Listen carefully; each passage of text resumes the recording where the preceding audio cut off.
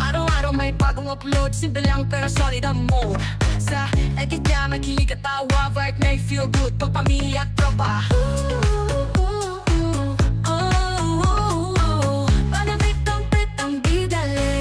Yan, good morning, Saturday. Just now po is nandito kami, ako lang pala. Nandito ako sa lugar kung saan gaganapin yung graduation ng aking alaga. At dito lang pala yan sa may katabi ng Hotel Royal. Yan, may casino din po dyan. At ito pala ay parang auditorium. So, baba na tayo at may nalilate pa din. Ayan, mga taga-Taypa. Ito parang sa Macau. Kasi yung ibang kaklase ni Kulit ay nakita ko late tumating. Kami hindi naman late, maaga kasi hindi pa nga ako naka-almos, hindi kape. Si Kulit lang ang pinagluto ko ng maaga ako nag-prepare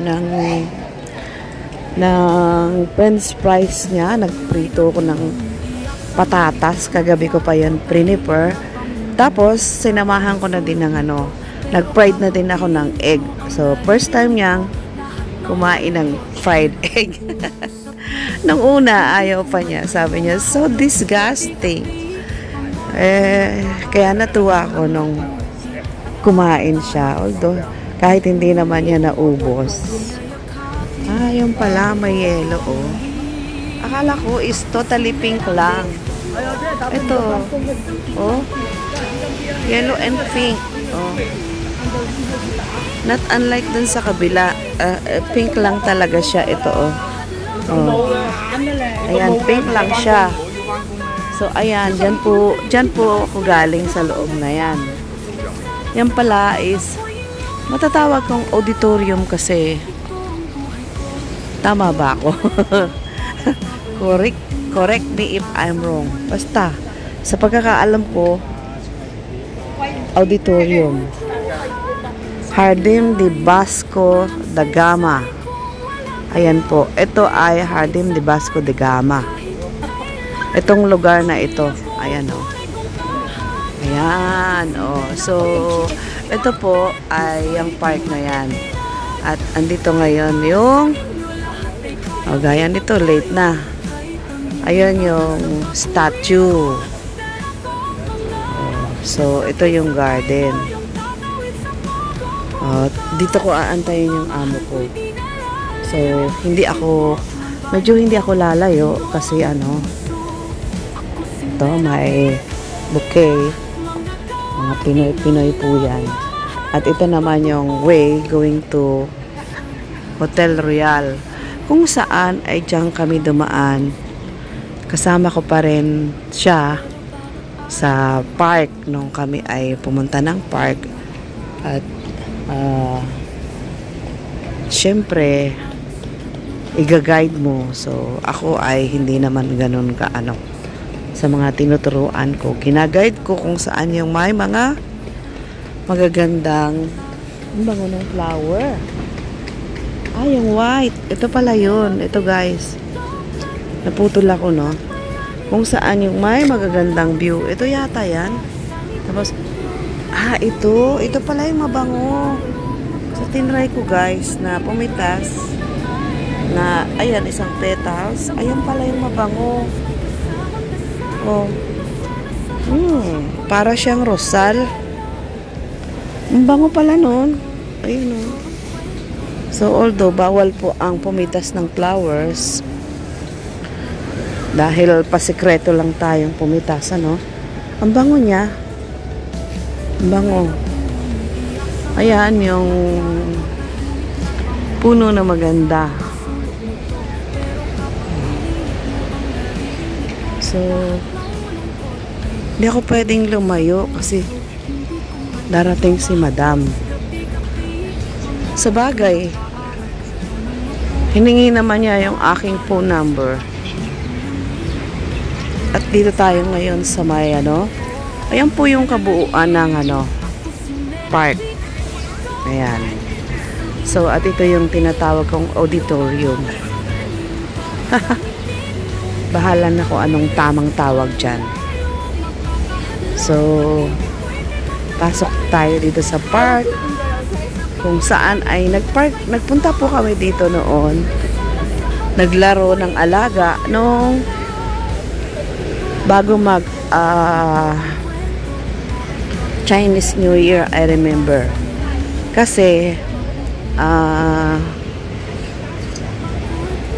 after namin bumili ng flower noon, so inantay namin si boss. Kasi galing siya sa trabaho. Inantay namin si boss dito. Dahil sa sasakyan, wala pang sasakyan si madam noon. Or hindi ko pa rin siya na-try kung marunong mag-drive. Ganda oh. Diba? Ayan. Dito po ako sa park ngayon. So, dahil bumaba ako sa sasakyan ni boss, malay ko ba kung nag-aantay siya o hindi. Ang ganda oh. Ayan oh. Ayan. Ang dami niyang flower guys. Ayan oh. Puno. Ayun oh. Sobrang dami. Ito. Ito pa. Ang ganda ng puno niya. Ang cute lang ng puno niya guys. Ayan oh. Oh. Tapos yung balat niya is parang bayabas. Oh, parang bayabas ang ano, ang tsura. Makinis. Ayan, makinis yung kanyang balat ng puno. Correction, balat ng puno. Ayan. Tapos marami pa rin dumarating. Ayan o. May mga nanay. Hawak ko pa rin yung bulaklak na mabango. So, ito yung maliit na park na kung saan dito kami nagtambay noon. Ayan, at gagawin na ako doon. So, balik na ako doon. Humingi naman ng number sa akin si madam. Hindi ko alam kung need ko nang bumalik or siguro kasi gugutom na ako eh. Ayan. Ayan ako. Oh.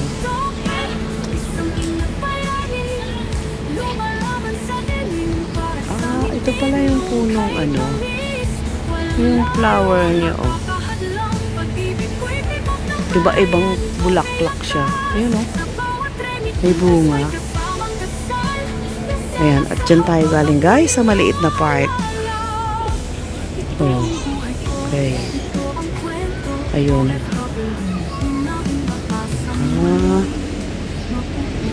Ayan ang ating pinanggalingan kanina.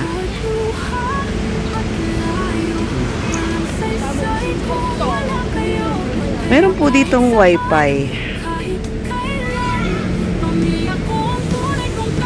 So,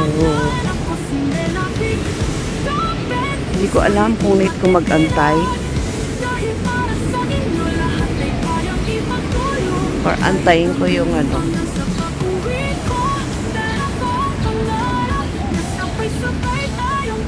Antayin ko yung tawag ni madam.